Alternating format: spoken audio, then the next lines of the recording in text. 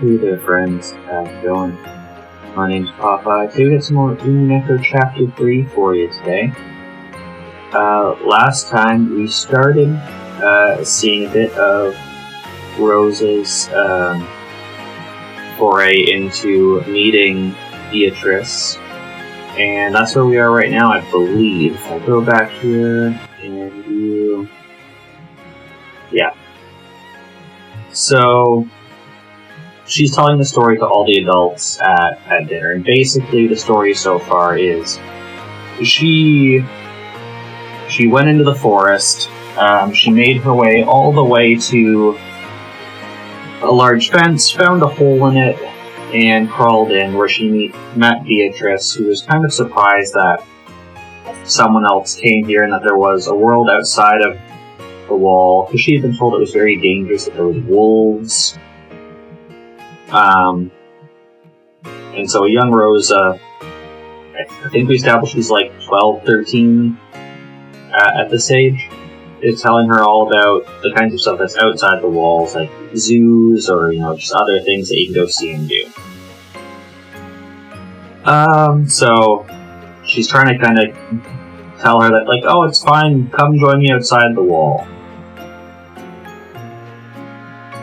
And I think that's basically where we are. Yeah, she wants to see the zoo. That's kind of where we ended up. I was just a little surprised when she finally showed me a very soft smile. That might have been an inner peace coming from her newfound readiness to venture out from her cage. A soft smile which I wouldn't have imagined could have come out of that dark face.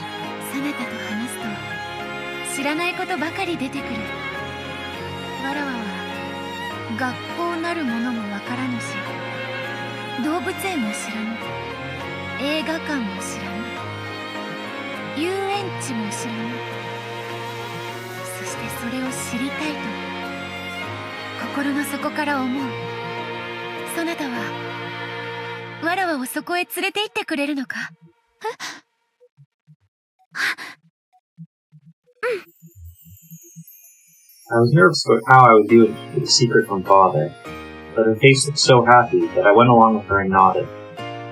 It seemed the meaning behind my vague expression was not communicated to her. It seemed that she believed that I would really take her to all of those places if we left. She was pure and genuine. She had probably never been tricked by anyone. No, maybe it should be said that she hadn't been taught how to doubt. Her face was somewhat radiant, and yet pathetic. I wanted to somehow grant her modest wish. I'm gonna say, I feel like her whole life is just one big trick.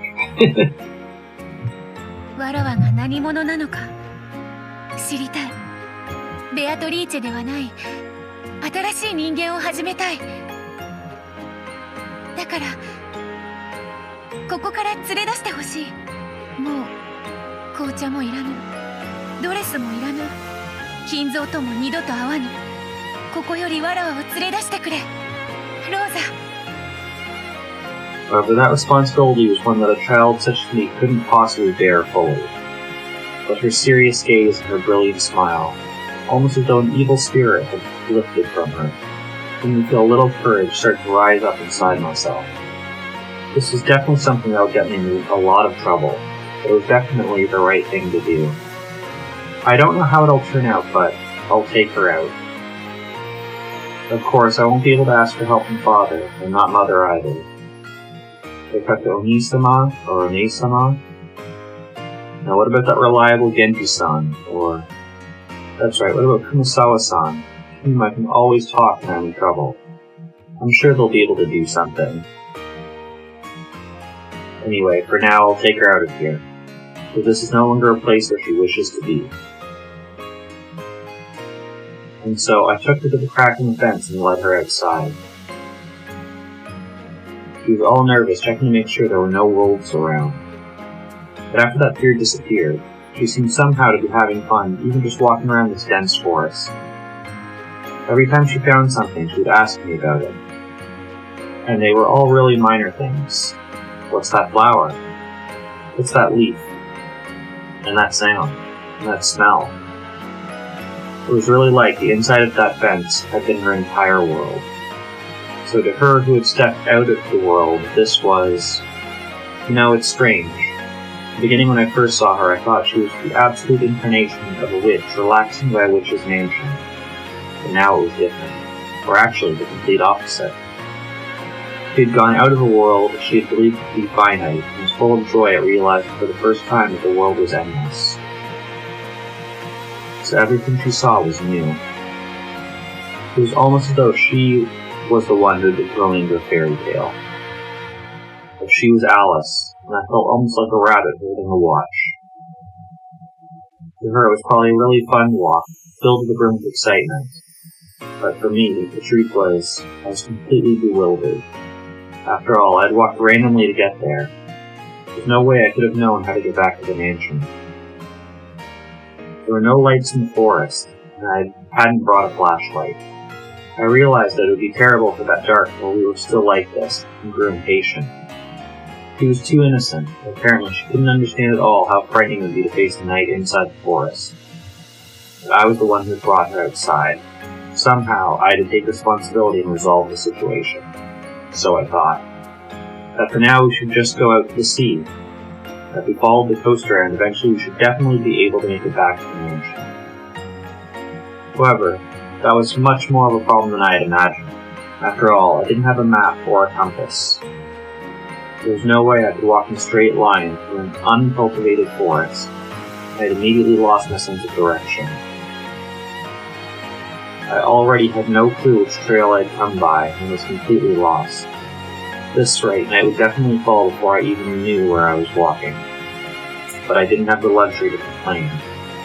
So that woman following behind me was too innocent and having so much fun. Therefore, for the sake of her smile, if nothing else, I absolutely had to guide her out of this forest. Gritting my teeth so that I didn't show her a troubled face, I pushed my way onward through the pathless woods. Although we had various troubles, we were lucky enough to make it to the sea. At that time, I still didn't even have a clue where I was on the island. For the time being, I was just a little reassured, realizing that if I just went around this way, I would surely be able to return to the mansion. Of course, although I said we'd reached the sea, we were on top of a rocky cliff. The beach was far below us. I was tired from walking around the forest for so long. I thought, even though it was a rocky beach, an open area would probably be much easier to walk in. So I planned to somehow go down the rocky cliff. I don't like where this is going. It did look pretty dangerous, and I wondered if there was some other way. However, Beatrice agreed with my plan without any doubts. Even though she was probably older than me, she obeyed me truly obediently. Almost as though she was some kind of chick who believed I was a mother bird. Ooh, that's a big cliff. I searched to see if there wasn't some place where I could go down the cliff. Then I found a place where the cliff had crumbled into a slope. It looked a little dangerous, but if we went down on both hands and both legs, like I was crawling, I thought it would probably be okay. 気をつけないと危ないけど、とにかく海岸に降りて、あとは沿って歩けば、もう迷わずに済むと思うの。ローザがそうするのならそうしようぞ。わらわは迷うとやらも楽しいぞ。とても愉快だ。She really had no sense of danger. It's probably no mistake that she'd lived a life without discomfort. Even though she knew it would get dark when night fell, she couldn't imagine how dangerous the inside of a forest could be without a light. Furthermore, it seemed she couldn't grasp at all how dangerous it might be if she fell from the cliff. I warned her once more to be careful. I cautiously examined the place where we could go down. It looked pretty high up. I think it might have been about 10 meters down. That would be roughly 33 feet for the Americans.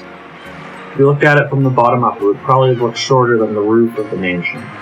But looking down from the top, it felt almost like staring down from the Tokyo Tower's observation room. But Beatrice still appeared to be completely without fear. It felt as though she had never even been taught that high places were dangerous. No, maybe she truly believed that she was a witch, and that she could fly, so there wasn't anything dangerous. 気をつけてくださいね。結構高いから。気をつけるぞ。下へ降りたら海があるな。そこに水族館があるのか？いえ、この島には水族館はないですよ。でも海にはたくさんの魚がいると思います。そうか、魚はいるのか。そなたが話してくれたクジラとかイルカとかペンギンとかはいるのか？いえ、そういうのは水族館に行かないといないです。水族館は島を出ないとないですよ。そうなのか。だが楽しみだ。クジラとはどんな魚なのか？すっごく大きな魚で、あれ、哺乳類かな。それで潮を吹いたりします。おお、ならばイルカは？頭のいい魚で、あれ、これも哺乳類だっけ？とても頭が良くて芸とかを覚えられるんですよ。おお、ならばペンギンはどうなのか？Penguins are my favorite fish. あれ、これは鳥類だっけ？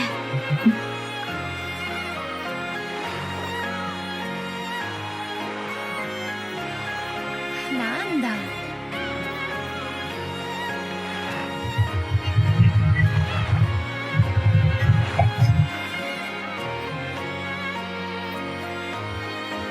水族館なのにさっきから魚が出てこんぞ。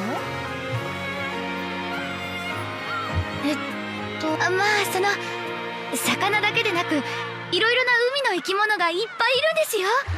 はほー、それはとても楽しみだ。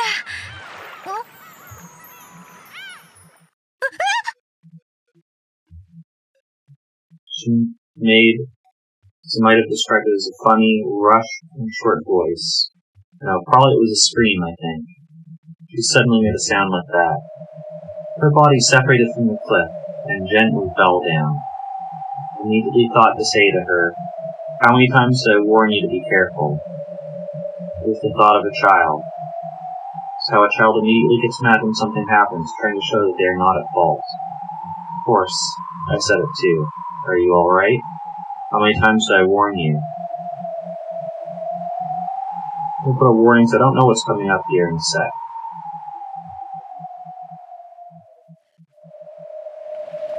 それで崖から落ちてどうなる？彼女はどうしたんだ、ローザ。Rosa fell silent. Her gaze fell to her feet as though she was seeing through the floor to some disgusting memory.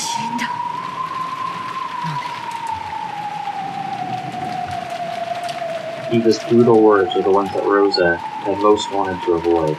When she was hit with them, she screamed in resignation. 死んだわ！岩浜だったもの。尖った危険な岩がたくさんむき出しになっていた。目を見開いたまますごい血が溢れ出して、たちまち真っ赤な絨毯を広げていった。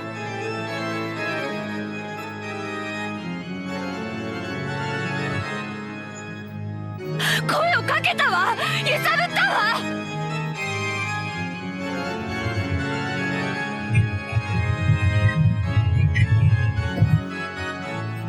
でも彼女は返事はおろか瞬きすらも。いいえ、私が悪いのよ。彼女はドレス姿だったのよ。あんな動きにくい格好なのを知っていたのに、私が壁木を降りようなんて言ってしまったから。彼女はすごい素直だったから、私の言うことに何の疑いもせずに従って。いつまで死んでいるつもりか。いい加減に目を覚ませ。まったくわらわの預かり知れぬところで勝手に肉塊に姿を変えようって。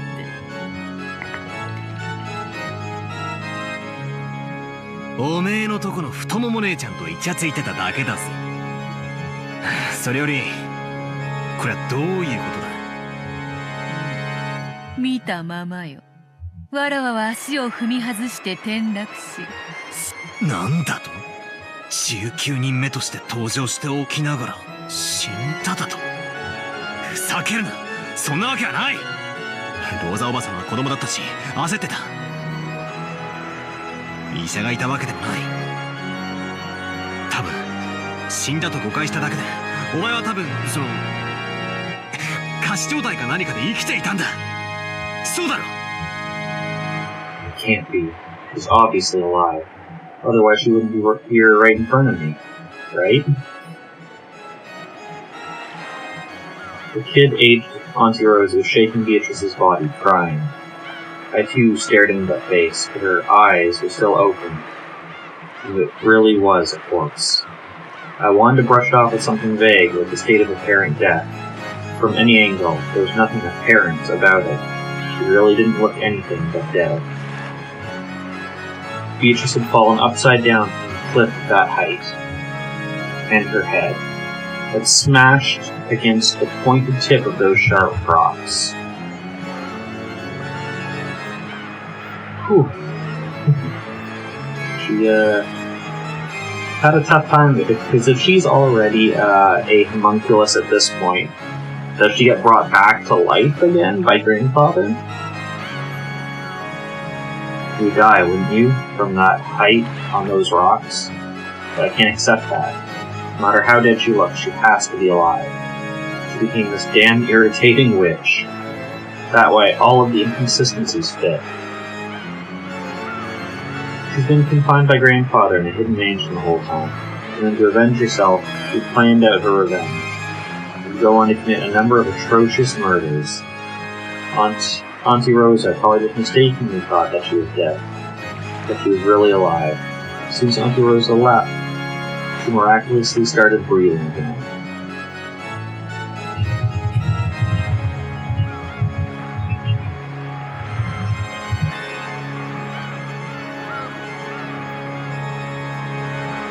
And then she somehow lived until today and would open up the curtain on the scene of her revenge. Otherwise, the facts don't fit together. そう簡単には騙されねえぞ。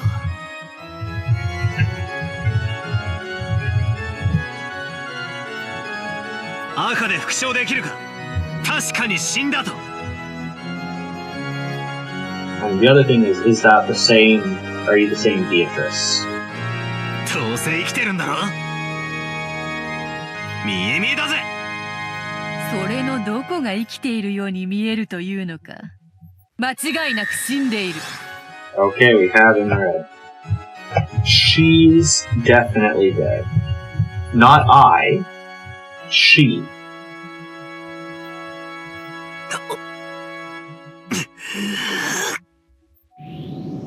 I fear that the 19th person's grandfather's mistress, who was a human Beatrice, broke down.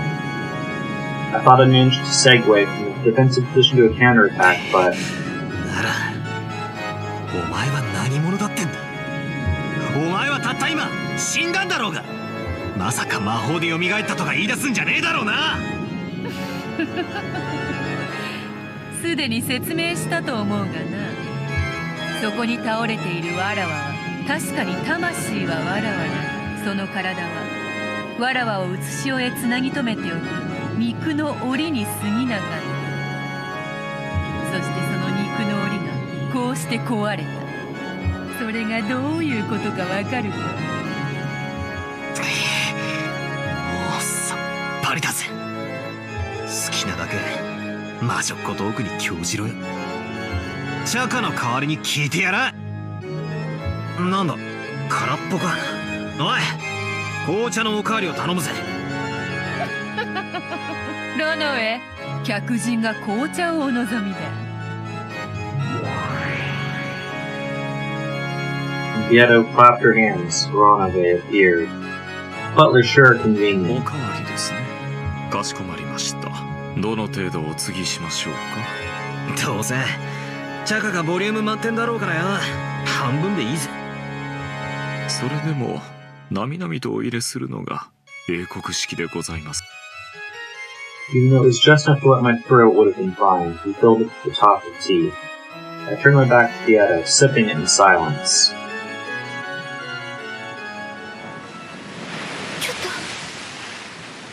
覚ましてよ。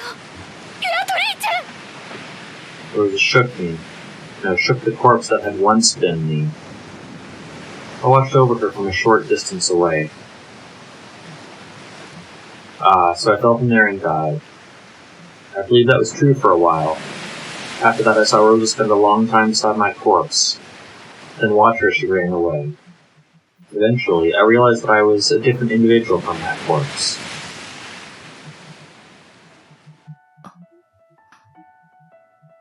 そうか。わらわか。ようやく金蔵の戒めから逃れられたのか。Eventually, I felt the memory return. Also, I'm not sure if it's meant to be this way. The song playing in the background vaguely feels like the memory hall in Higurashi. I'm not sure if that's the same. I don't even know if it's the same artist who did the music for this, or did parts of it. And I won't say anymore because I don't want to ruin Higurashi for anyone. But it does sound like that to me. The blue room with the crystals that I'm talking about. The fact that I was an endless witch had lived for 1,000 years. Then I remembered I'd been summoned by Kinzo and for a long time had been imprisoned by him. While I'd been imprisoned in a cage of flesh, I'd completely lost my memory as a witch.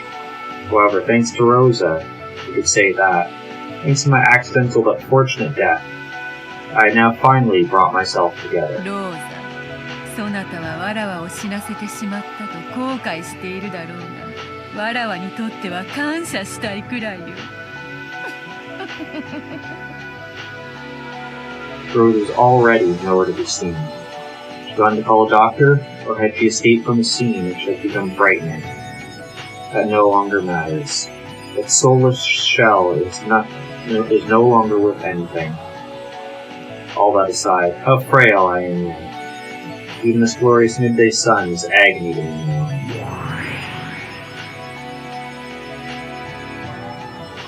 I destroyed my human form, and I changed it to several gold butterflies.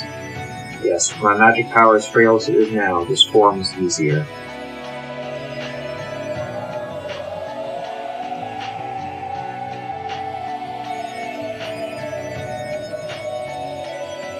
And to escape even a little from the light of the sun, I rode the wind and lightly passed over the cliff. It will probably be somewhat cooler in the forest. Anyway, I'll take some time to recuperate and regain my original power. I had to think of how I will pay Kinzo back for all he has done. Dancing alone through the air, I looked down at the shore one more time. On the rocky shore lay the figure I had once possessed, and that I would eventually regain. To regain the form of that physical body I had thrown away, it will probably take more than 100, 200 days. It might require 1,000 days, maybe even more. However, I am the Endless Witch. The Golden Witches live for 1,000 years. Waiting any countable number of days is no problem at all. Oh, Kinzo, you may regret that you are not here now. No longer will you be able to capture me.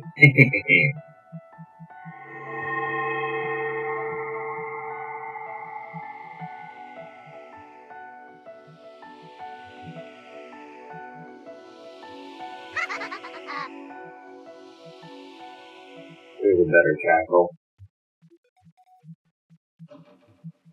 それで、お前は黄金の蝶に姿を変え、森の中に潜んで魔力が回復するのを待った。そういうことだ。そなたを嘲笑するためにこの姿を取るが、本来は蝶たちの姿でいた方が魔力的には楽なのだ。無理しねえで楽な格好で嫌がれよ。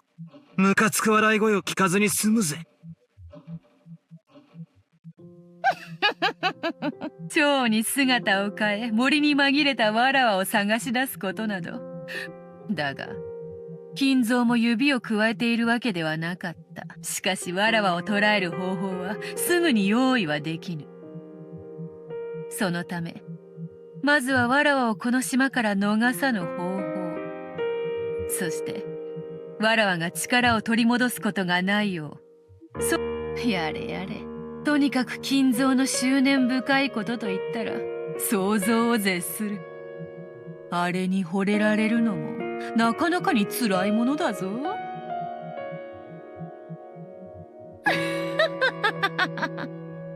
蝶になったお前を逃がさない方法？なんだよ。森全体に蚊帳でも張っとってのか？うん。それを魔法的に行ったのだ。そなたは知っておるか？船着き場の先の洋上に岩礁が浮かび、そこに小さな東洋魔術の祠があること。Or did until Shannon. ああ、あれか。今年はなくなってたけどな。昔、修験者が作ってったとかいう祠なんだろ？六軒島は元来、歪みのある島でございます。魔力的な存在や、それに類した存在を引きつけます。お嬢様も、そんなうちのお一人でございましょうね。紅茶のおかわりはいかがですか？いただこうぞ。それらは人間たちに害をなし、おそらく数々の不気味なる伝承を残してきたであろう。それを聞きつけた東洋魔術師が古代に設けたのがあの祠なのだ。長い時間を経てその力は失われておった。金蔵はそれを修復することで島の結界をよみがえらせ。西洋魔女のお前に東洋の魔法なんて通じるのかよ。本来は相性が悪い。しかしわらわを封じたいという目的においてはある意味都合が良かっただろうな。わらわも西洋魔術であれば心得がある。どのような結界であっても何かの手が打てたであろう。しかし東洋魔術は専門外よ。わらわが飲まんとするスープに対しスプーンではなく箸を与えられたようなものだ。東洋魔術が強く支配する空間では、西洋魔術はひどく力を失います。ただでさえ1000日はかけたであろう力を取り戻す時間をさらに長くかけねばならなかったのです。それで約20年かけて魔力を取り戻し、今こうして蘇ったって言いたいのか？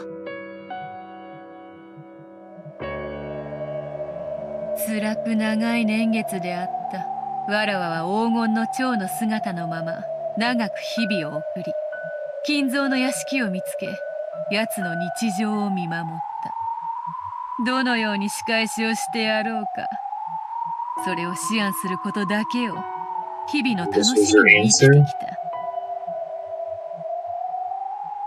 た。わらわにとって幸運だったのは、その間の20年間、金蔵はわらわを探し出し、捕らえるあらゆる秘術にことごとく失敗した点だったか。人間に起こせる奇跡の数などたかが知れている。わらわをあれだけ長く捕らえていただけでも十分に身に過ぎた奇跡だ。そう何度も捕らえられてはたまらぬわ。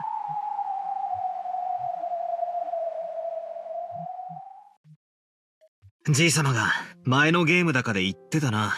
魔法は確率的奇跡に宿るみたいなことをよ。うん。金蔵はわらわを再び捕らえる秘術を探るうちにそこに行き着いたのだ。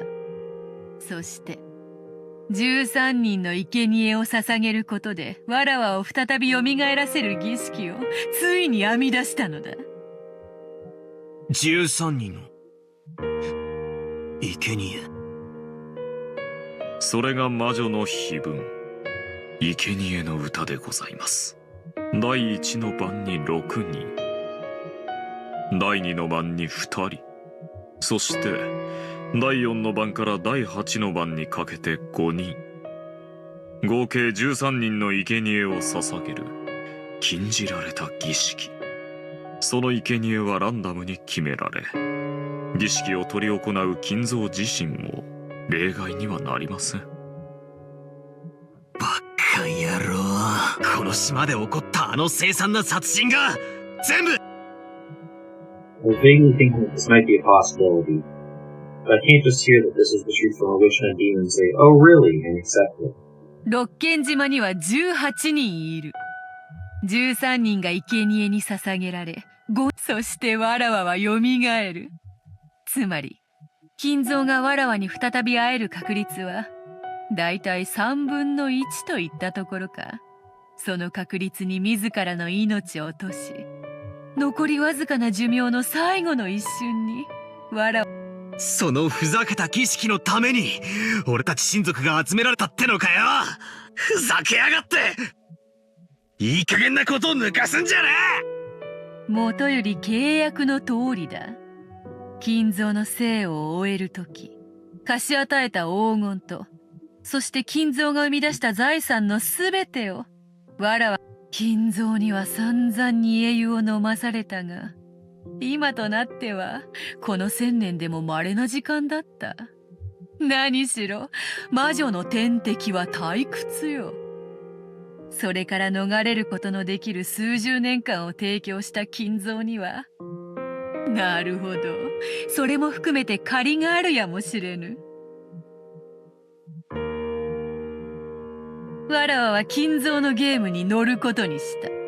そしてまず、金蔵は、後宮家当主の指輪をわらわに返却する。わらわの黄金で復興させた家だからな。そして、13人の生贄を気まぐれに決めるのだ。そしてその過程で、お前たちが右往左往し、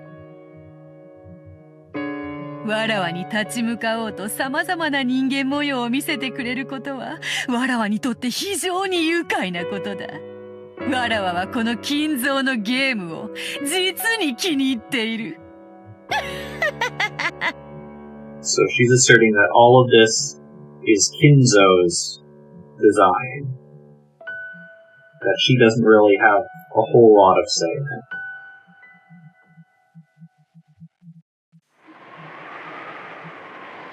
ああ、そんな魔法話は絶対信じねえぞ。 So it still doesn't explain the why is it repeating. じゃあお前は誰なんだ? And it almost seems like she has some ability to kind of choose who will be the sacrifices. But then, why wouldn't you just pick Kinzo every time? If she wants to beat him. So I think she probably can't just arbitrarily pick. お前は崖から転落して死んだんだろうが、魂が抜け出して蝶になって森へ。そんなのあるわけねえだろうが。だがお前はここにいる。誰だってんだ。お前こそが19人目じゃねえのかよ。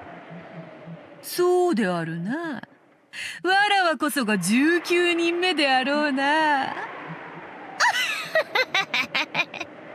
だがダメだぜ。全然ダメだ。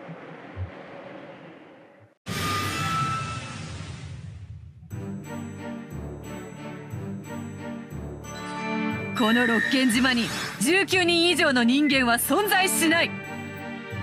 And there she finally brings it out. There are no more than 18 humans on this Rokkenjima. The important word there for me is this. Because that could imply that there are other Rokkenjimas.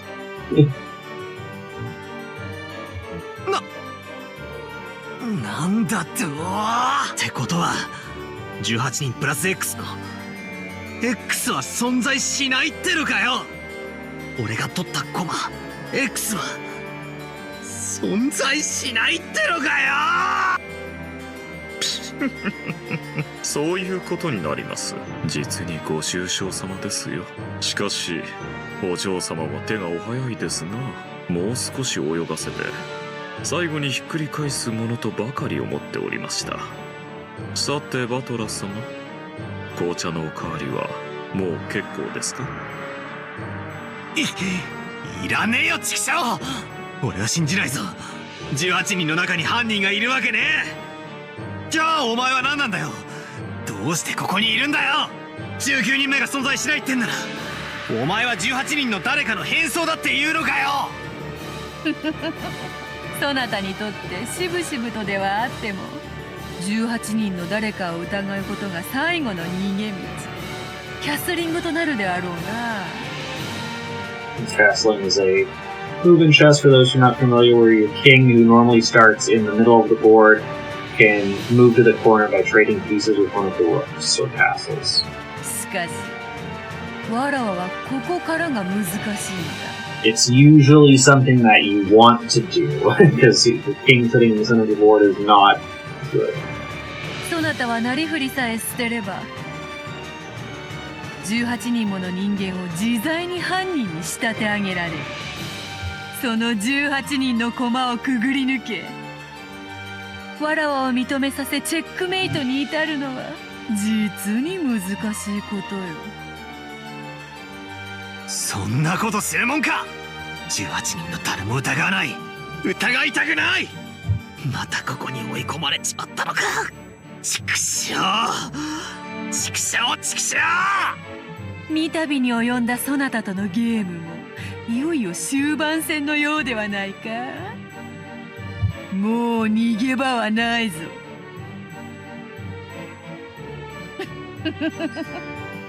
お前の大好きな18人を疑いたくないだろう。わらわがそれをかぶってやるぞ。なのになぜわらわを拒むのか。序盤は本のように、中盤は魔術師のように、そして終盤は機械のようにさせとな。これより詰めるぞ。ゆっくりじっくり確実にな。いや、それともそなたにふさわしく一気に畳みかけるのが良いのか。そなたにはそれが似合うだろう。そうしよう。すでにそなたの苦手とする攻め方も知り抜いておるわ。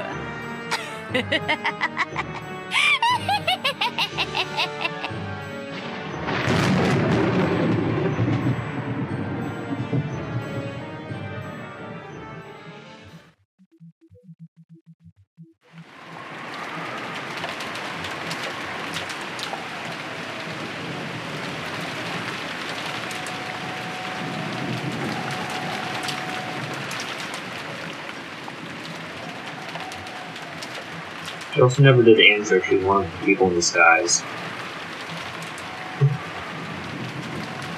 Although I think we're supposed to infer previously she had named who the 18 people are in red.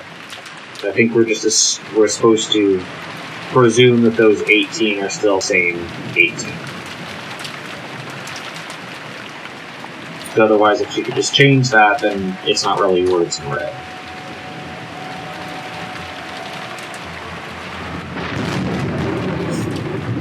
Unless, again, this Rokunjima is a problem. There are multiple. Grant has this hidden mansion. Why doesn't he have a hidden Rokunjima?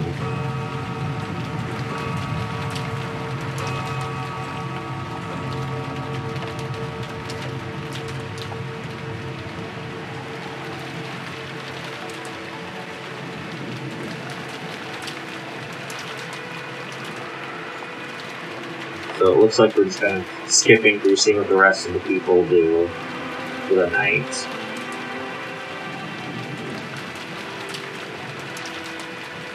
It's also, I think, just supposed to remind us who the 18 people are and where they are. Well, we've seen this several times. I guess just twice. I guess this would be just the third time.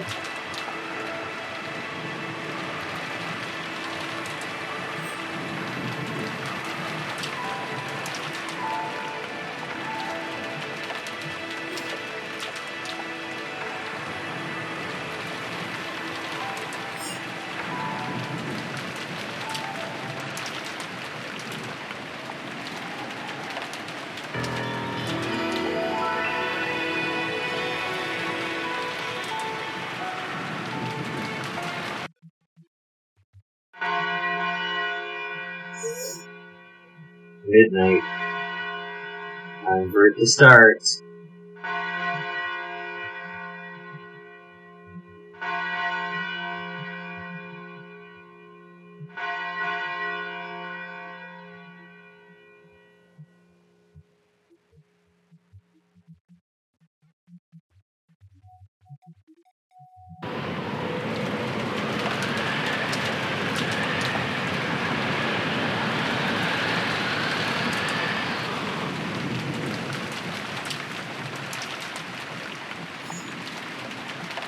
さて、この度のゲームはどう転ぶのか、委ねるもよし、抗うもよし、いずれにせよわしに残されたわずかの命をトスに値する実に楽しい宴よ。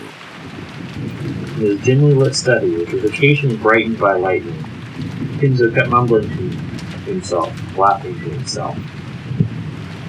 On the antique clock and intricate design that was sitting on his desk, two overlapping hands had begun to tilt to the right and separate from one another. Last took time that had counted to 24 to turn to 0 and begun to start counting again. 時の刻みとは残酷なものよ。24を数えるために1日をかけてたどり着き、そして再び0に戻る。23時59分までは確かに数えただろう。しかし24時にたどり着くことはできたのだろうか。たどり着けず再び0時に戻ったと考えれば、それは何とも虚しいことよ。No, is that not the same as a person's life? You live aiming for a perfect 24, and the instant you reach it, you return to 0. People may praise the departed, saying that they did reach 24, but that is absolutely not 24. It is nothing more than 0. わしは違うぞ。わしは生きて24にたどり着く。そここそが黄金鏡。ベアトリーチェの住処なのだから。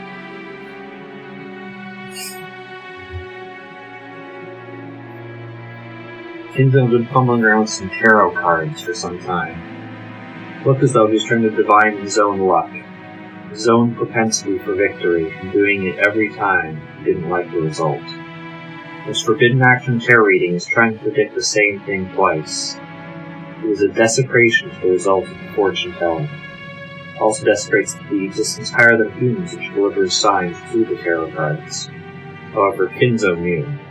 The reason a tarot card shouldn't be used twice is that, since there's nothing more than a random number generator, it was natural that if you read them twice, a different result would appear. Therefore, reading twice was only forbidden to preserve the mystique of the tarot card's results. However, that didn't mean that Kinzo didn't take tarot reading seriously. Kinzo's interpretation of tarot reading was done in a completely different way. That was to repeat the reading over and over until he reached the result most favorable to him, without the slightest amount of compromise. It would depend on how he defined the result most favorable to him. But if he demanded the best result in a strict sense, that would be the same as a simple roulette of luck, where he sought an arithmetic miracle. Arithmetic miracle? I guess arithmetic miracle. However, to Kinzo, who made miracles in numbers the basis of his magical power, this would become very much like a magic ritual. In other words, until the result he desired appeared perfectly, he would repeat the tarot readings over and over, turning his labored conviction and the feelings of his heart into a prayer. That when it reached heaven, the result would be sublimated. This was Kinzo's personal magical interpretation. Therefore, even though the tarot cards Kinzo used were exactly the same as generally used tarot cards, the way they were used was completely different. 今宵は思い通りにならぬな。 Kinzo stopped his hands for a second. It seemed the result he expected wasn't showing up. On the contrary, many bad cards that shouldn't often appear were appearing repeatedly, and continuing to interfere with the miracle Kinzo wished for. そういうことなのか。It seemed that Kinzo had taken some kind of sign from this abnormal course of events. But judging by the unlucky cards scattered over the desk, it was difficult to imagine that the sign had been a good one. For a while, Kinzo closed his eyes tightly, pondering something. Then, as the thunder roared, he made up his mind about something, took the phone receiver and dialed. 源氏はおるか、至急だ。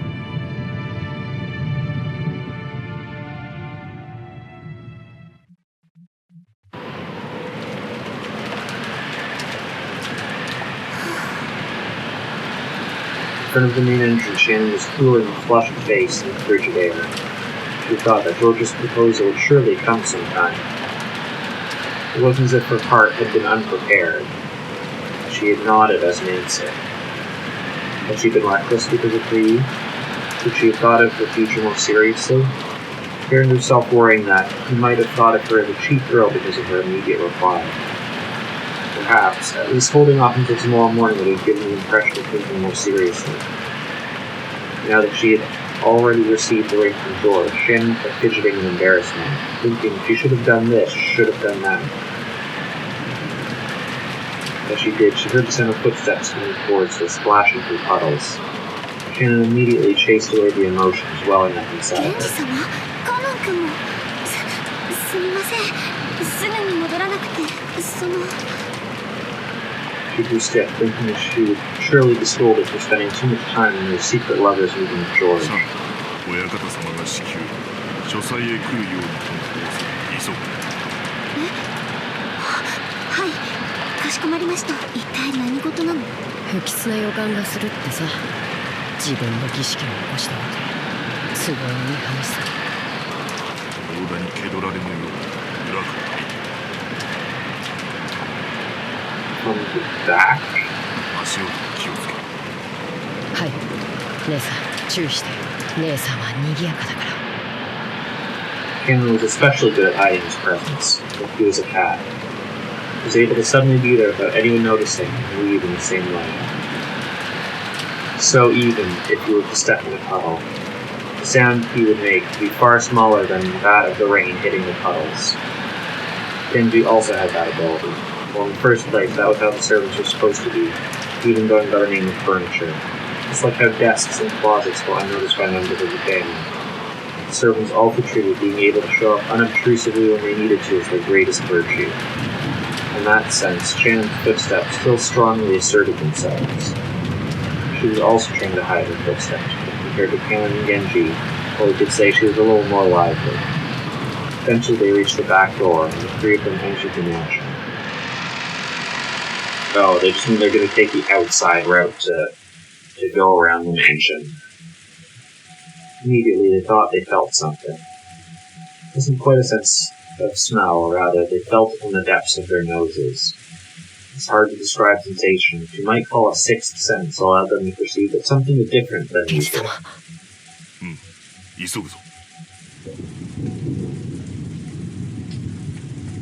That perception caused them to feel that something tense was closing in on them. Realizing that, the three of them dashed up the stairs, aiming for Kinzo's study, still hiding their footsteps. When they dashed up the stairs, the smell of sweet poison, particular to Kinzo's study, reached their noses. いかがなさいましたか、源氏様。結界が死んでいる。え？あ。 After hearing cannon, she looked at the door of the study. A scorpion pattern was engraved on the doorknob. A powerful magic repellent, the final barrier which protected Kinzo himself. It had been broken. Of course, there was no change to the doorknob that the eye could see. However, they could understand things that people couldn't perceive. They were able to recognize the dramatic change. 親方様、親方様、源氏でございます。ここをお開けください。 Genji called in this way after knocking several times, but there was no answer from the study. シャノン、背中を守れ。カノン、室内を探れ。はい。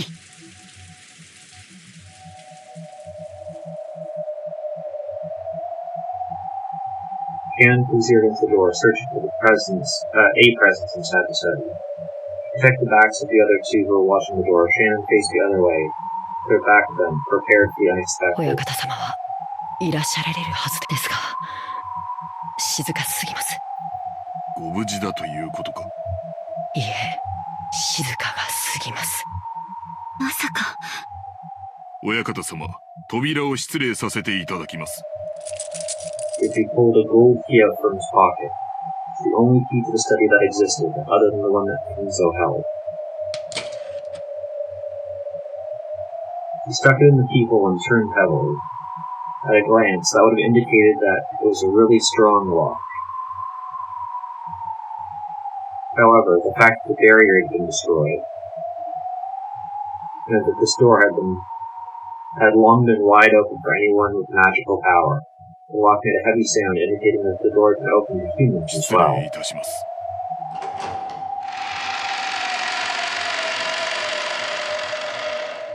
Genji respectfully bowed his head, and Cannon's sense of tension grew tighter. When Shannon acted nervous, they entered the study. They immediately discovered Kinzo's figure. He was sitting in the reception sofa so that his back faced them. Genji noticed the person sitting across from him and again bowed deeply. Cannon also noticed that person, and he didn't bow his head. He went in front of Shannon and spread both arms, walking away to her. Without even seeing that person's face, Shannon already had a good idea who it was. お越しでございましたか、ベアトリーチェ様。源氏か。なかなかに早いな。やはり家具は主の呼びかけに素早く答える方が良い。こやつとは大違いだ。ロノエ様もお越しでした。Genji directed his greeting towards the thin darkness behind the thread of Beatrice, where nothing appeared to be. Even Cannon and Shannon couldn't have imagined that someone would be there. However, the darkness answered immediately and praised Genji's eyesight. 相変わらずさすがです。だいぶの久しぶりになりますね。それにしても老けましたね。それだけの弱いを重ねましたか。充実した日々を過ごしております。ロノエ様におかれましても、ますます充実されておりますようお見受けいたします。I had just realized Genji's first name, Ronoe, and Ronoe are very, very close. They're only a one-letter difference. ええ、おかげさまです。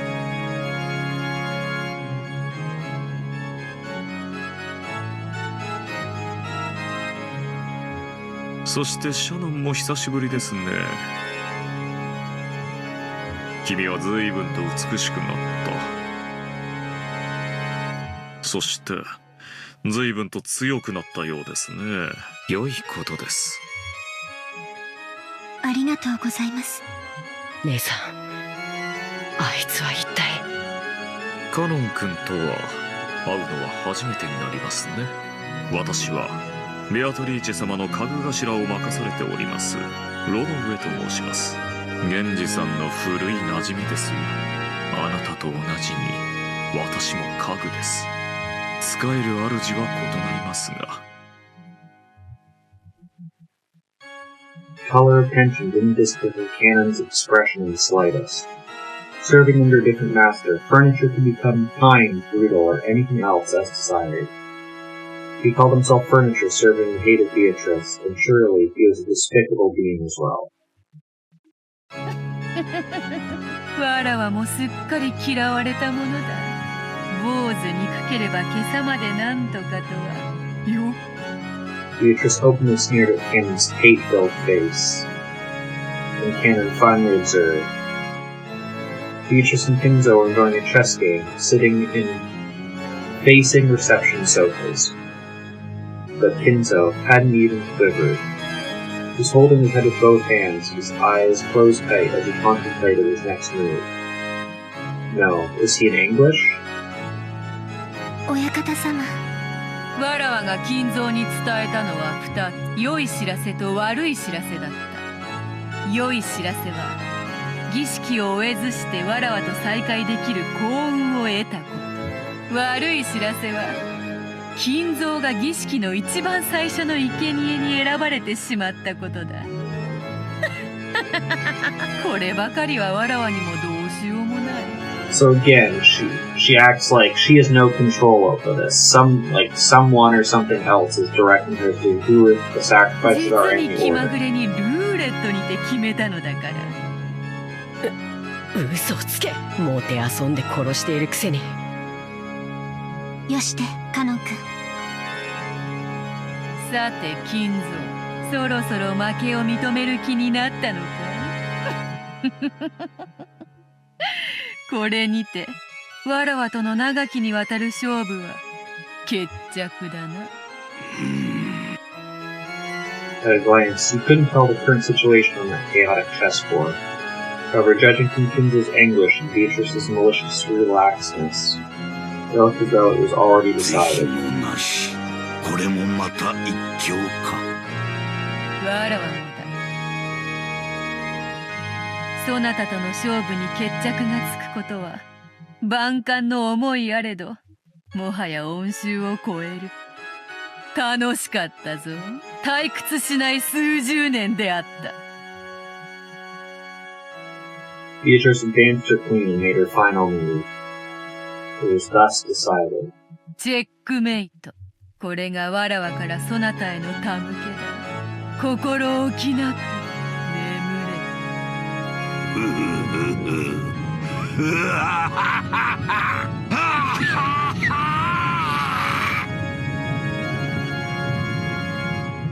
Kinzo suddenly stood up and laughed like an opera singer facing a full crowd and spreading his arms.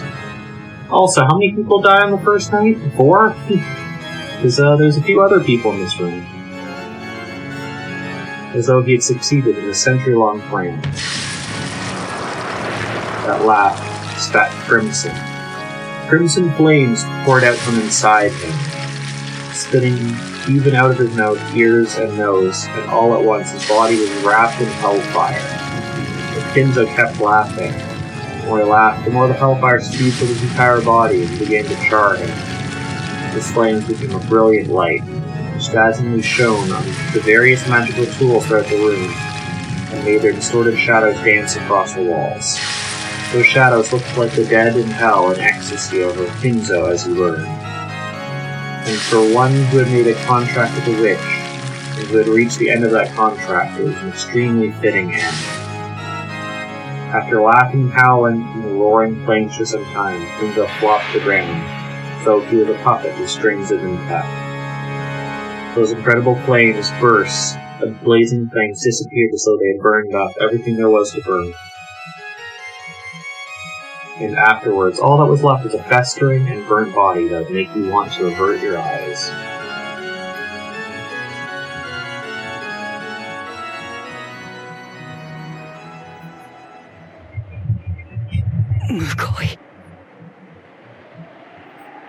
It is in fact horrible. But, are you guys お next? 前が言うか。ふさわしい死に方だと思っているくせに。なぜお前が姿を現している？僕たちに何か用だとでも言うのか？よしてカノン君。ベアトリーチェ様を挑発してはダメ。すっかり怯えさせてしまいましたね。わらわはつくづくカノンとは仲良くなれぬようだ。そう嫌いでもないというのにな。Beatrice smiled broadly, or perhaps wickedly. Canon violently averted his gaze, obviously disturbed. His reaction was so different from what he had obviously intended that it made the witch and butler laugh. カノン、ベアトリーチェ様の御前であるぞ。言葉遣いに気をつけなさい。ああ、構わぬぞ源氏。好きに言わせてやれ。わらわは寛大である。何が寛大だ？わらわは死にゆく者にはいつだって寛大である。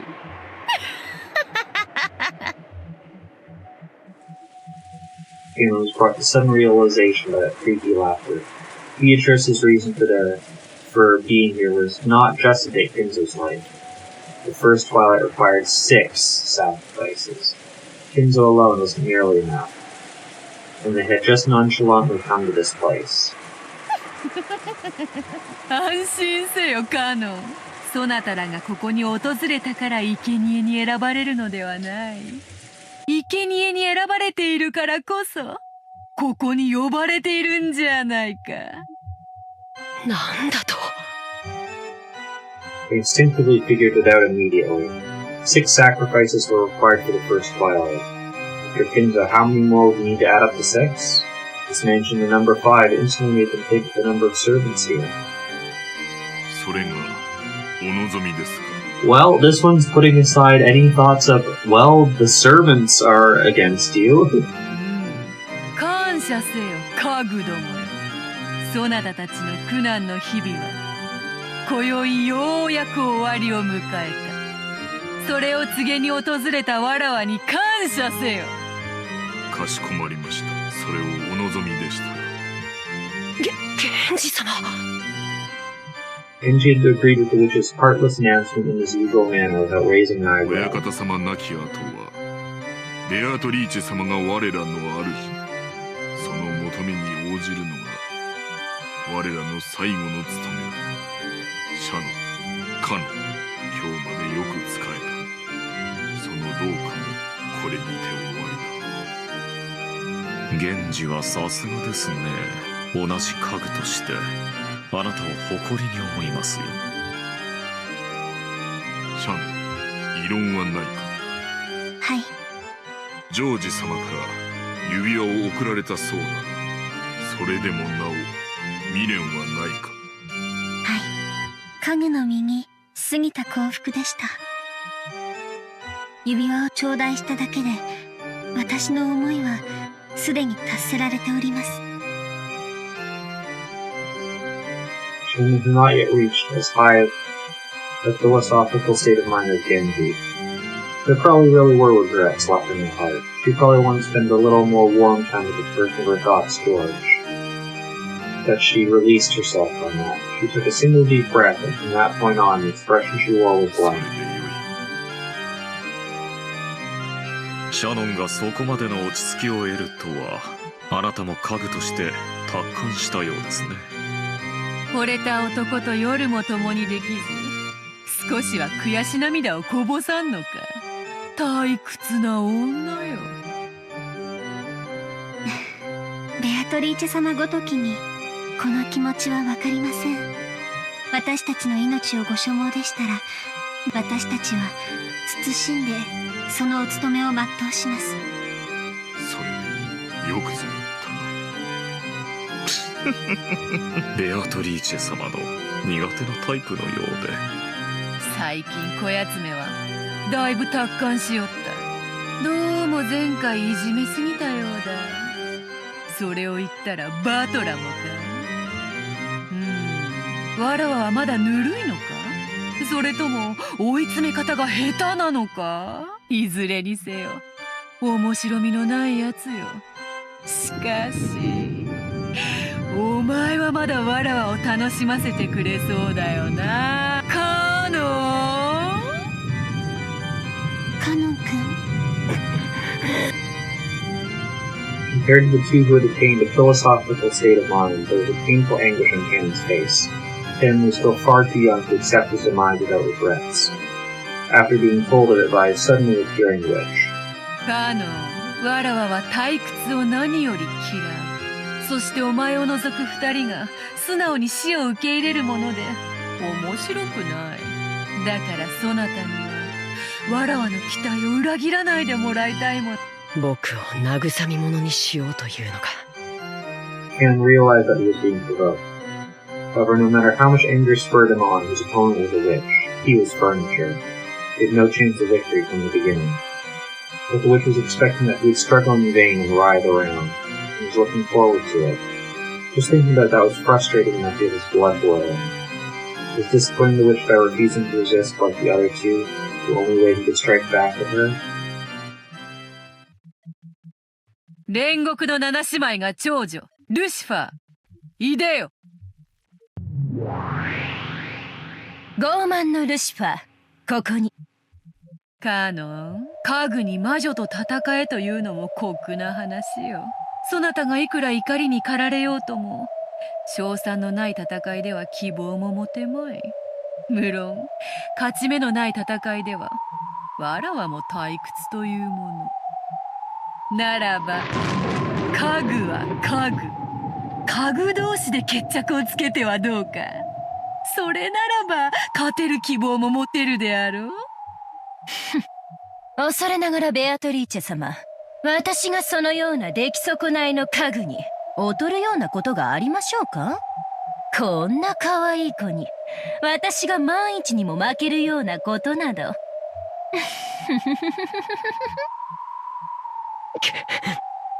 我が家具煉獄の七杭を打ち破ってみせよ。見事打ち破ってみせたなら、そうだな。13人の生贄を逃れることのできる5人をそなたに自由に決めさせてやろう。I choose grandfather, bring him back. そなたが推薦する5人をわらわは無条件にて黄金鏡に迎え入れる。それならばどうか。Ganon understood he was being provoked. However, the witch's condition was very tempting. The evil ritual the witch and the rest were trying to carry out was, at this point, not something that Ganon cared about in the slightest. On the contrary, it was much more important for him to survive, be invited to the Golden Land, and have his wish granted by Beatrice there. そなたは家具は嫌だと泣いたな。そなたの望み、枕を濡らしてまで望んだ人間の体を与えてやろうぞ。どうだ？そうすればジェシカとも結ばれるぞ。おお、ちょうどよい。黄金鏡へ招ける5人にジェシカとそなたを推薦すればよい。自分だけが幸せになることに抵抗があるならば、さらにシャノンとその思い人であるジョージを加えればよい。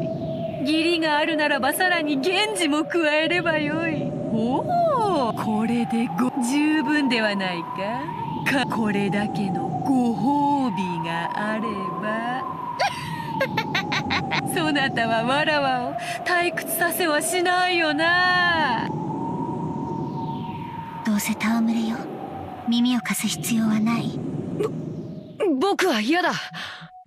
姉さんはそれでいいの？ Beatrice couldn't hide her evil smile at those 僕 words. は嫌だ。幸せになりたい。家具なんてもう嫌だ。人間になって普通の恋がしたい。僕も姉さんのように海が青いってことを知りたいんだ。若いですね。羨ましい。だから若者は好きなのだ。源氏、シャノンは下がれ。カノン、ルシファーは前へ。仰せのままに。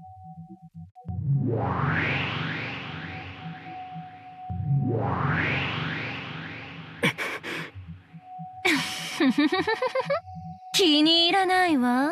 ベアトリーチェ様は無理でも私にだったら勝てるかもしれないという見下しが最高に気に入らないわ。It was probably humiliating to Lucifer, but at the same time, she was also happy that she was so lucky to have this lovely prey all to herself. 魔女の家具、いつまでも僕を見くびることができると思うな。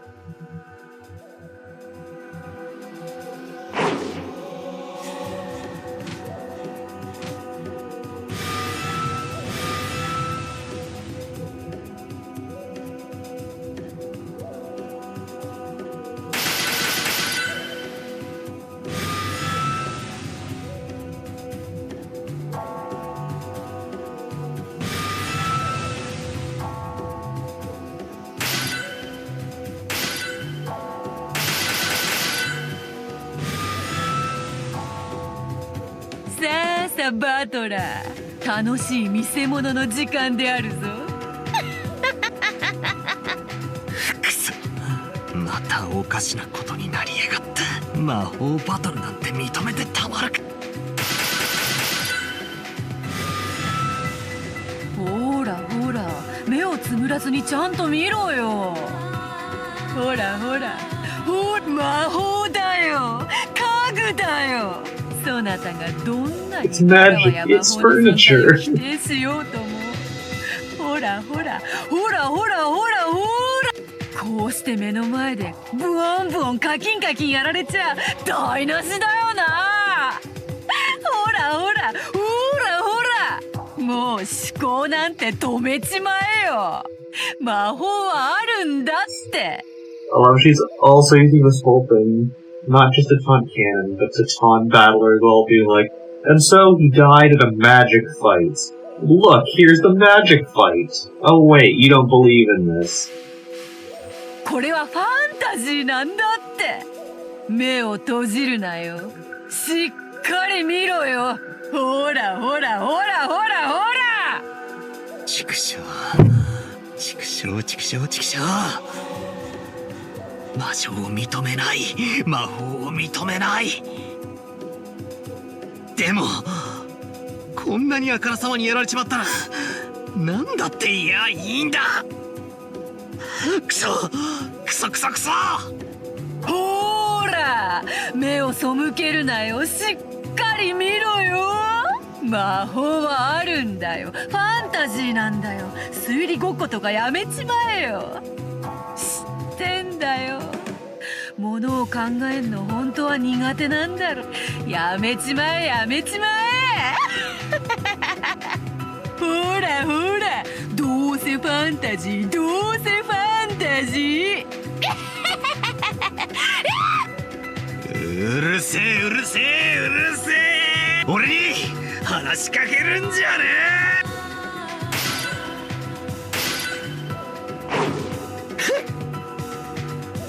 こいつ意地になっちゃって。私になら勝てるなんて思い上がりをしたことを今すぐ床に這いつくばって謝ってごらんなさい。そうしたら特別に許してあげてもいいわよ。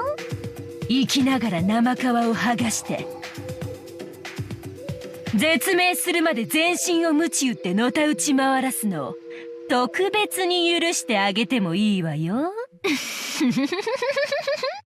可愛い子なんだから謝っちゃいなさいよ。そうしたらあなただけは最高に素敵な気分の中で優しく優しく生かせてあげる。黙れ魔女の家具。お前と問答するつもりはない。私なんか眼中にないというのね。気に入らないわ。畏怖を感じないその目、本当に気に入らないわ。はあ。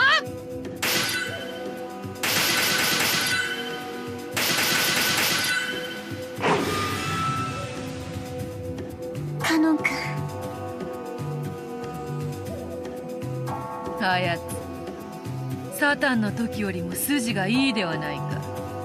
だから人間は恐ろしいのです。たまに魔女にまでなり悪魔を羊扱いにしたりいたしますよ。わらわはどちらを応援すればよいというのか。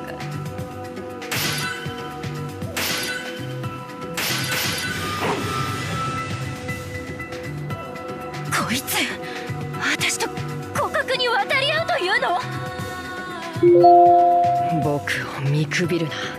お前にそのおごりがある限り僕には決して勝てない。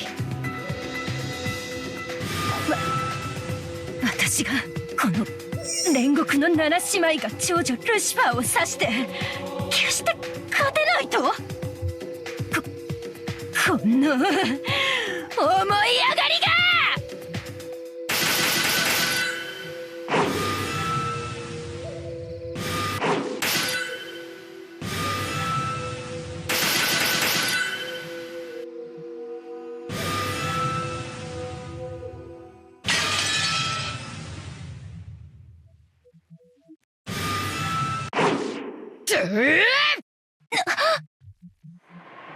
Cain was desperately trying to stay alive, and he had a strong desire to become human. But Lucifer didn't feel anything stronger than a slight desire to play. So that reached its inevitable result. For the ability to yield such The result is the power of humans, the power of the heart. これまでだ。お前は僕に決して勝てない。 A glowing red trail extended straight from Cannon's arm, coming out at Lucifer's throat, just beneath the tip of her chin. 何よこれ、この私がこんなの、何かの間違いよ。 As she ground her teeth in irritation, she tried to deny the reality right before her eyes. But no matter how much she believed in her own superiority, it didn't change the facts right before her eyes. ほう、やるなあカノン、見事だ。わらわを退屈させなかった。それに比べ、わらわの家具のなんと情けないことか。ルシファー、お嬢様を退屈させていますよ。やはりあなたには荷が勝ちすぎた相手でしたか。失望するぞ、七食いの長女。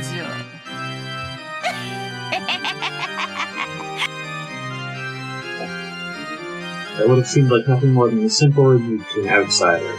However, furniture serving the witch knew what kind of severe treatment was promised for that rebuke, and understood what had been left unsaid. この出来損ない家具が。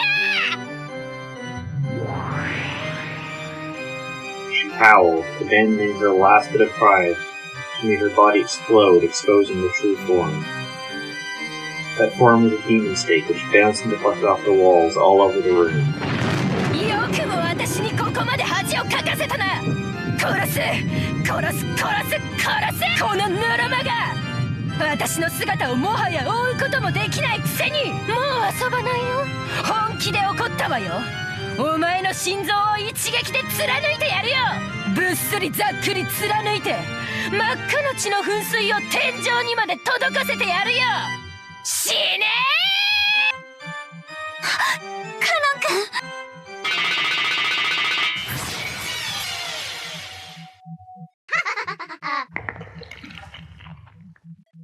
With a speed exceeding even the limits that the human eye could follow, Lucifer went wild and flew at Cannon's heart. Lucifer confirmed that the sweet taste she could feel was definitely Cannon's blood. She quickly noticed she hadn't pierced Cannon's heart. これだから人間は恐ろしい。紅茶はいかがですかな。今はよい。紅茶もいらぬほどに面白い。カノン君。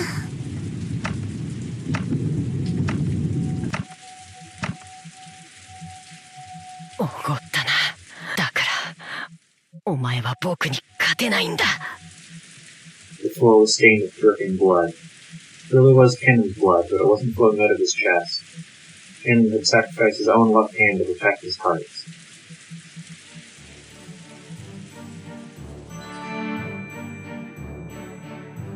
Lucifer was arrogant. Even though she'd been given enough time to realize that this was an opponent capable of cornering her, even so in her pride she believed that he was a worthless opponent. She had gotten careless. So just as she had announced, she aimed for his chest, trying to pierce his heart. Because she was arrogant, she hadn't even thought of aiming for some place other than the place she had announced. No, maybe she had thought about it a little, however her pride would not allow her to aim for a different spot, because she was Lucifer the Crab. Cannon, withstanding the pain, grasped the demon stake, sticking deep into his left hand strongly with his right, and pulled it out. The sound of breaking bones and even more blood dripping down could be heard. Shannon instinctively averted her eyes. There was an air hole in the back of the pierced hand so big he could clearly see through to the other side. Cannon's face was filled with agony, but in this very moment he had won without a doubt. The demon stake he was gripping with his right hand turned back into Lucifer again. Cannon was now gripping exactly where her neck was. 僕の勝ちだ、ベアトリーチェ。 Cannon didn't hold back all of his hand gripping Lucifer's throat. She had challenged him again after their fight had already been decided. Cannon had no obligation to be considerate. But even so, Cannon released the witch's furniture. Was it his naive humanism, his pity for another piece of furniture, or a final show of respect for the witch? In any case, when she was released, Lucifer fell face down on the ground and made as if to vomit, moaning over the pain in her throat. お見事ですよ、カノン。あなたの奮闘により金蔵の研究の正しさが一つ実証されました。Ronave was clapping his hands. The cannon who had achieved difficult victory in turning a wound in his left hand that couldn't be closed, but applause seemed nothing but shallow. 人の心はあらゆる可能性を秘める。いやはやこれだから人間は恐ろしい。あっぱれであるぞカノン。そなたは勝利した。見事だ。大丈夫カノン君。Shannon ran up to him and wrapped a handkerchief around his left hand, which was still spraying blood. 見事であるぞカノン。実に見事である。わらわも少しは番狂わせを期待した。それを裏切らぬとは、そなたは誠に素晴らしき家具であるぞ。見直した。正直見直したぞ。約束を忘れてはいないだろうな、ベアトリーチェ。もちろん忘れては魔女も悪魔も非道ではある。だがしかし契約に限っては人間など及ばぬほどに高潔だ。わらわは保護にはせぬ。そなたが勝利したなら13人の生贄を逃れることができる5人を自由に決める権利を保証した。ベアトリーチェ様、私はまだ敗れたわけでは。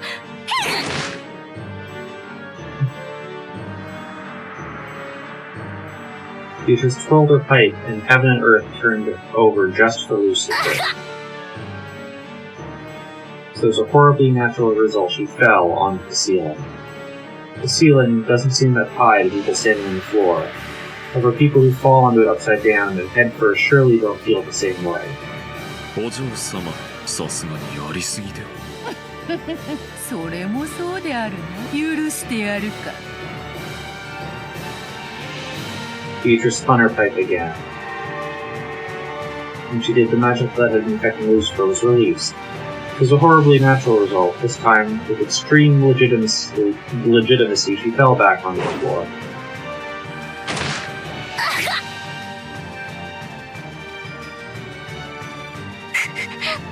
ベアトリーチェ様、お許しを。何を怯えて。わらはもはや許したぞ。さてカノン、続けようではないか。何をだ、まさか彼女にとどめを刺せとでも言うつ。ああ、違う違う。まだ終わっちゃいないだろうが。何をだ、はぐらかすな。わらわは確かにそなたと約束したぞ。わらわの家具、煉獄の七杭を打ち破ったなら。Such an ass. さあさあおいでなさい、煉獄の七杭。不甲斐なき長女の6人の妹たち。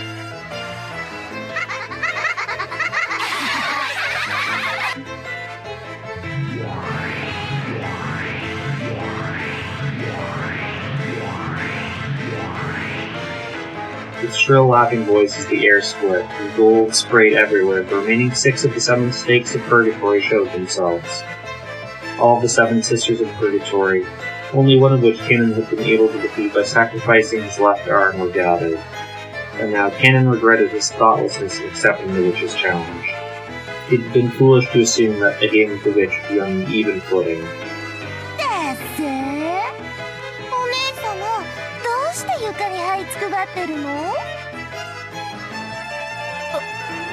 お前たちだからお姉様はダメなのよ。長女を偉そうに名乗るくせに上っ面だけなのよ。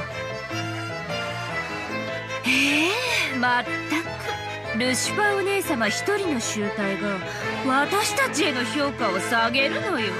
恥を知りなさいな、この未熟者が。カならないことよ。ルシファーお姉様なんて祝ってるだけで姉妹の中じゃ大したことないんだから。だからルシファー姉は何もしなくていいといつも言っている。お姉様は威張ってだけいればいい。荒事は全て優秀な私たちで片付けるのだから。お姉様どうする？私たちはお姉様のプライドを尊重して、そのボロボロの体で再び挑むのを期待して手出しをしないつもりなんだけれど、でもカノン君は強いわよね。今のお姉様じゃもうどうあがいても勝ち目はないわよね。お前たちやれやれ、いつも賑やかな姉妹たちであるな。今は仲違いをしている場合、そなたらは7人揃ってこその煉獄の7姉妹であろうが、仲良くしてわらわの仕事を遂行せよ。迅速にねえルシファーお姉様、私たち妹の力が借りたいなら言ってよ。お姉様の口から助けを求める言葉が聞きたいの。私をこれ以上苦労する気か。愚かでひ弱で見苦しくて情けなこの長女のルシファーをどうか妹の皆様お助けください。ねえ聞かせてよ。それを聞かせてくれたら助けてあげる。それでいいわよねみんな。お前たちおのれ。 Seven Sisters of Purgatory taunted their eldest sister, calling her worthless, verbally abusing her. Even Canon, who had been fighting her for his life until a second ago, couldn't bear to look straight at it. 私がそのようなことを口にできるものかよ。早くせよ。どうせお前一人では拉致が開かぬわ。早く7姉妹にてカノンを撃て。そら、どうしましたかルシフは。お嬢様の命令ですよ。ひどい。Lucifer ground her teeth over and over, hurled curses at her sisters, and then, as she trembled all over, she answered her sister's request. 愚かでひ弱で見苦しくて情けな情けないこの長女ルシファーをどうか。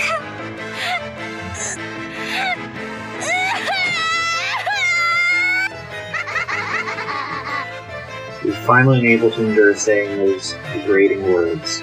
The girl bearing the name of Pride broke down crying. However, the 6 younger sisters kept giggling wholeheartedly.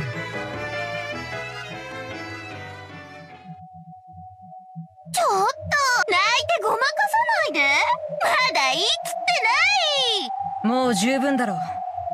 さあ姉妹たち、我らの力を見せてやろう。私は全部聞かなきゃ満足しないわよ。ほらほらお姉様続けてよ。もう十分よ。さあこの屈辱は姉妹全員の屈辱。生かして返しはしないわよ。さて哀れな家具をどのように遊んでやろうかしら。素敵な提案はある？ベルゼは仲良く7人でカノン君を分けっこしたらいいと思います。良い提案だな。それでなら姉妹でみんな仲良し。なら私頭部ね。手足はあんたらにあげるわ。やだやだ、私が頭なの。そんな約束意味があるわけないでしょ。早い者勝ちに決まってるわ。どんな殺され方がいいかカノン君の提案があったら教えてね。7姉妹で。 Meanwhile, Kanon's already climbing up the window right now.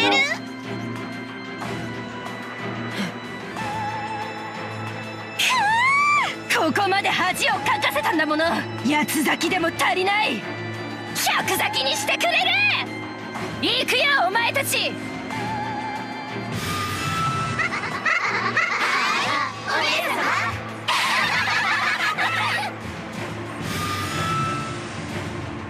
7 of them burst at once.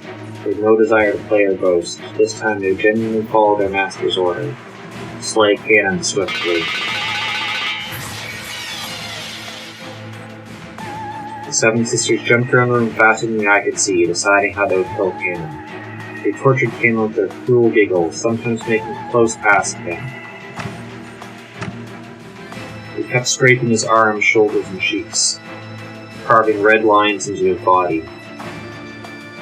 At that time, Shannon dashed up behind him, holding on to him so that she blocked the way to his body at least a little.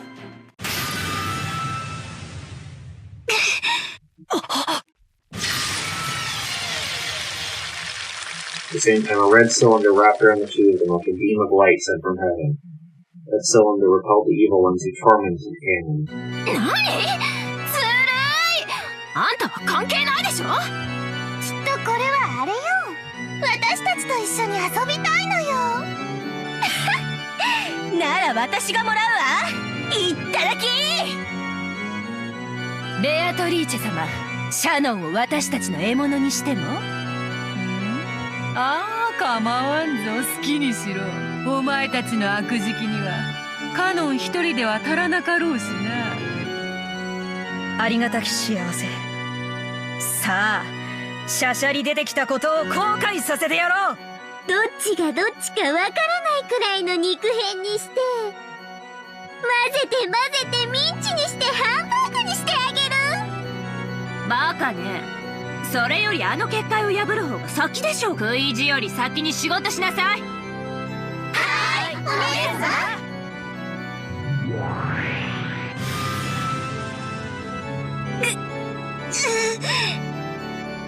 As a horribly natural first action, the 7 sisters began to destroy the barrier Shannon had created.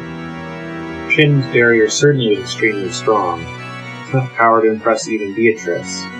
It was strong enough that frail furniture would turn to dust just by touching it. And it was firm, like a tree with deep roots. And no matter how big a tree gets, it will eventually surrender to a saw or a hatchet. The 7 sisters chopping down Shannon's barrier, although the pain was not impossible.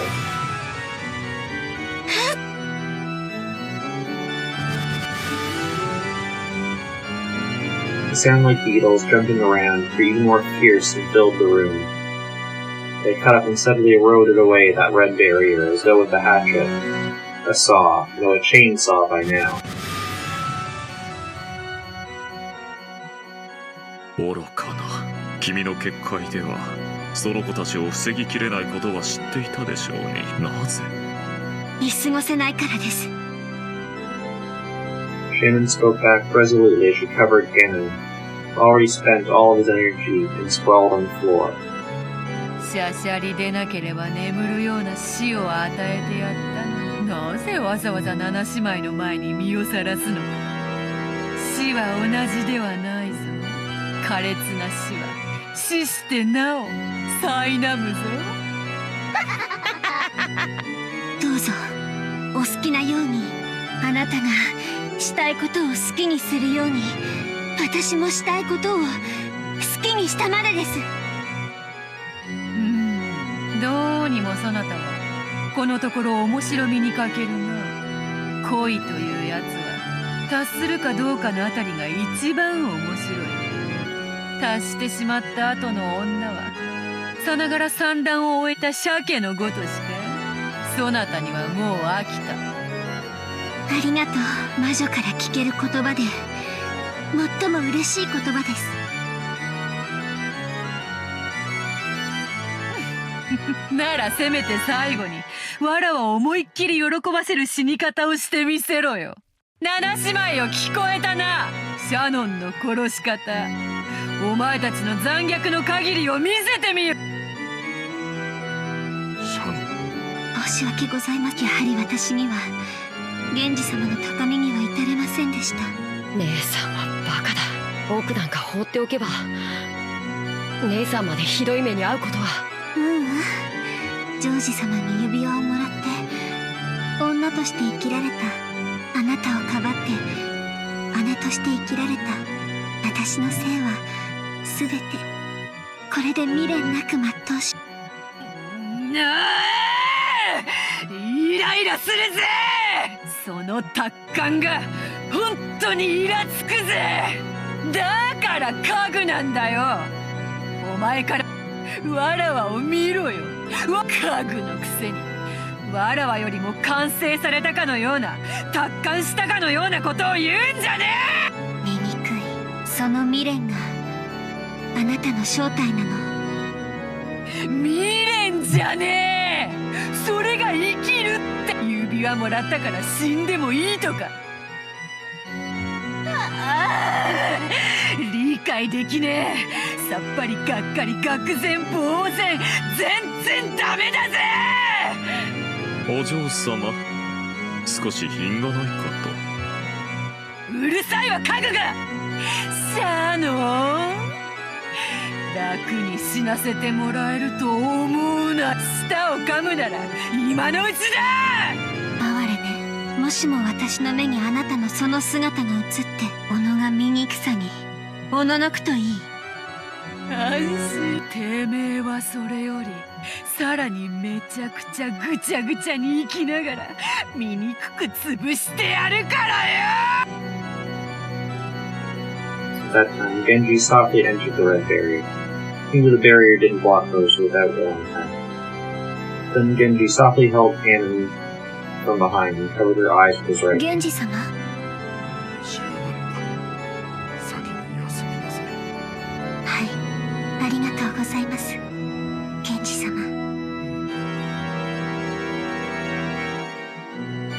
After that, Genji softly pressed his left hand against the area around the collarbone. As he did, the area where that left hand pressed, a crimson stain gently spread out.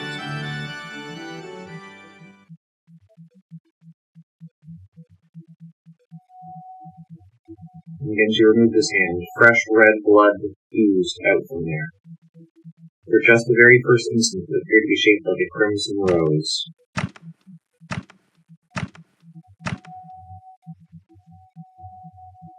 When he removed the right hand that covered Shannon's eyes, there was a peaceful expression in her face as though she was sleeping. She fell softly, silently down, and slept. Her soul had already been sent to a world where the malicious witch and her furniture could never reach her, no matter how evilly they tortured her. Beatrice and the Seven Sisters were shocked by this scene. Only Ranabe had a mysterious expression along with his smile. And Genji leaned over Kanon, who was crouching on the floor. よく頑張った。お前ももう休むといい。はい、ありがとうございます、源氏様。 Just as he'd done with Shannon, after gently covering Kanon's eyes with his hand, Genji gently covered the area around Kanon's collarbone with his other hand. And when that was removed, the lightness of the feather, there was a crimson rose shape.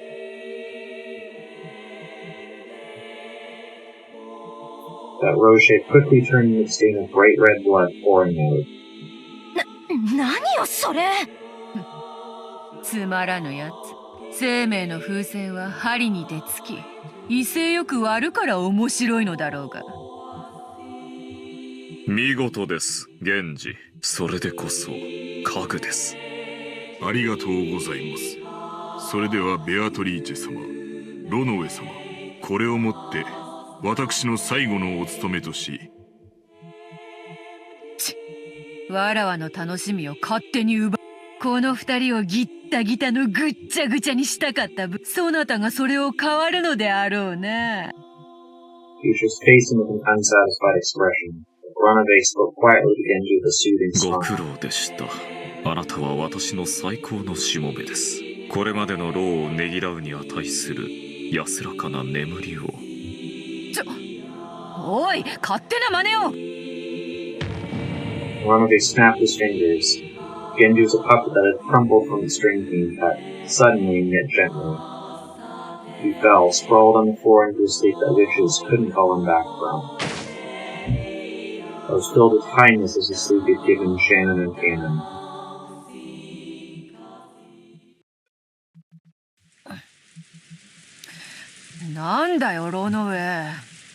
And that is where we will call it for today. That was a lot more than I was expecting to see. We saw a lot of Witch's power, a lot of magical battles that I'm sure Battler will have a fun time explaining next time. Until then, take care, stay safe, I'll see you all again next time.